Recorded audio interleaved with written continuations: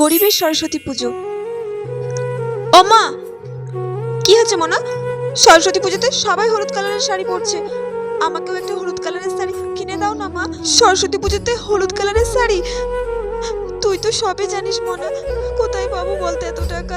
হাতে তো তেমন টাকা পয়সাও নেই। আমি কিছু জানি না মা, আমাকে সরস্বতী পুজোতে হলুদ কালারের শাড়ি কিনে দিতেই হবে, নাহলে আমি সরস্বতী পুজোর দিন বাড়ি থেকে বেরোবো না। শোন মনা, যাস না। মেয়েটা তো রাগ করে চলে গেল, আর বললো সরস্বতী পুজোর দিন বাড়ি থেকেও বেরোবে না। কি করবো আমি এবার? আমি এমনই হতভাগী মা, মেয়েটাকে একটা শাড়ি কিনে দেওয়ারও ক্ষমতা নেই। না, আমি বরং যাই কাজী দিদির কাছ থেকে একটু টাকা ধার করে মেয়েটাকে একটা শাড়ি কিনে এনে দিই। কিনে মানা, এখনো রাগ করে বসে আছিস? এই দেখ, আমি তোর জন্য কি এনেছি। কেন, কি এনেছো মা? কেন, তোর জন্য হলুদ রঙের শাড়ি। এই দেখ। ওয়াও মা, শাড়িটা তো খুব সুন্দর।